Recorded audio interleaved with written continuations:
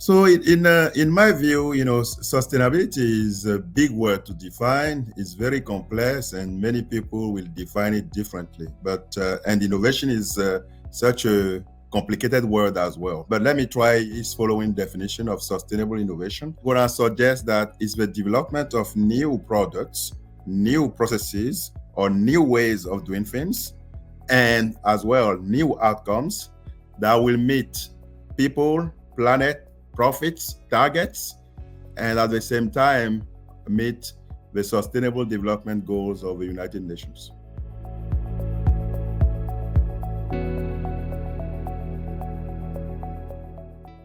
Because they can't continue doing the same thing again and again and expect different results. The planet is burning, and we are having issues like revenue inequalities, and we are having environmental issues. Society could be better off if the kind of innovation that are developed can help the bottom line of economies or organizations, but at the same time create value, and most importantly, distribute value to everybody as stakeholders, which is not the case now.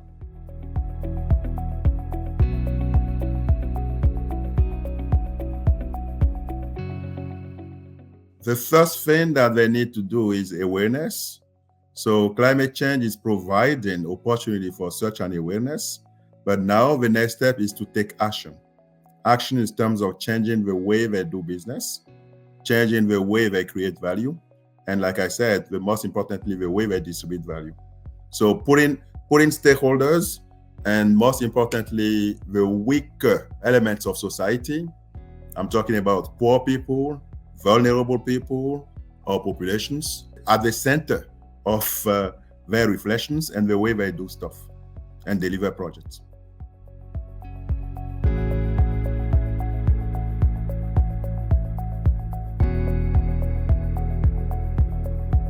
You see, projects are agents of change. With colleagues of mine, we wrote a manifesto where we are trying to depict projects as agents of change. And I'm going to consider them as ways of making changes, not only to organizations, but also the world and society. So basically, if you consider sustainable development goals, for instance, you need projects to reach these goals or deliver these goals. To give you an example, consider, for instance, global pandemics or COVID-19 in particular. Without COVID-19 vaccine development projects, we will not be able to achieve a world free of COVID. Without mass vaccination programs, which are made of projects at the level of different cities all over the world, we will not be able to achieve COVID-19 free world. And other examples of what I call grand challenge projects are projects that can help tackle the grand challenge of climate change, for instance. The role of projects is crucial in the delivery of any innovation systems.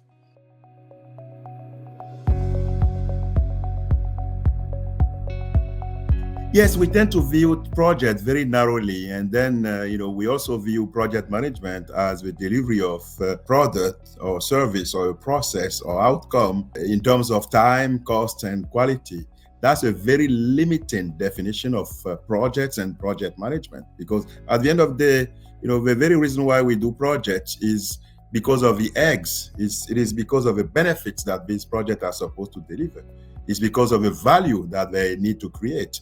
And most importantly, as we learn in this world, because of the inequalities and the socio-political issues, these projects need to deliver not only value, but also distribute that value fairly or equitably.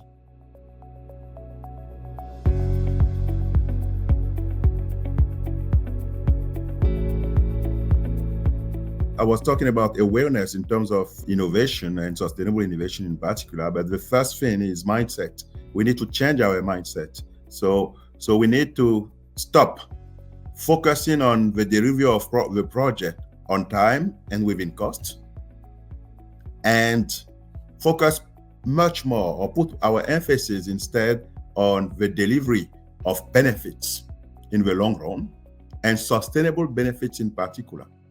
because that's the only way we can get to create value and share that value among a good number of stakeholders with different expectations.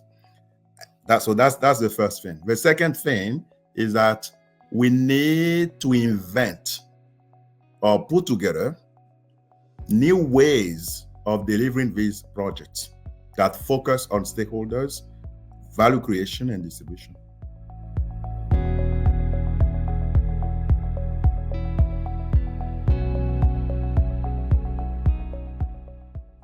Yes, I see willingness to change, but at least more awareness than willingness.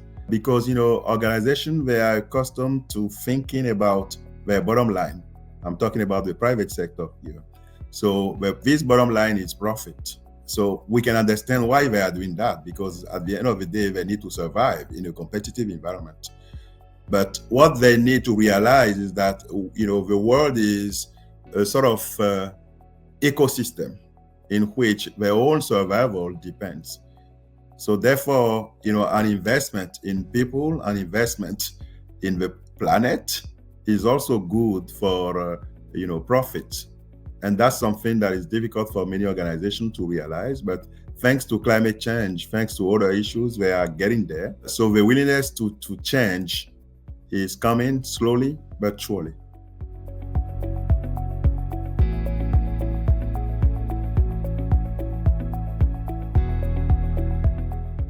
At some level, yes, you see a very important, focus on the development of electric cars, for instance. And they are reducing a lot the price of a new electric car. So this is some progress that need to be recognized. But quite clearly, if you look at the infrastructure that they got right now, and you look at the massive population that they have, and the lack of infrastructure still, then you understand that these policymakers and governments will be much more focused on the delivery of these newer infrastructure systems that are very much needed, and not necessarily on climate change or grand challenges or other social concerns, because people need to move around. Transportation systems are needed. And therefore, they need new lines of metros. I visited the new line of the subway of Wuhan, for instance, where I was. It's quite clear that considering the needs, the huge needs, their focus is not necessarily going to be in years to come on sustainability necessarily, not to the point that we would love to see.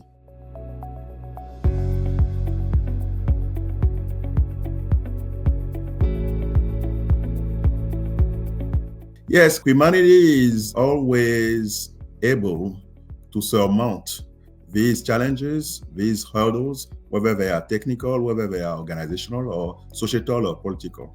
Lavagnon, my first name, means nice future, so I'm resolutely optimistic, but I'm cautiously optimistic, I would say, because not all stakeholders will be on board in the short run, but in the long run, they will realize that it's in their interest that we collectively change.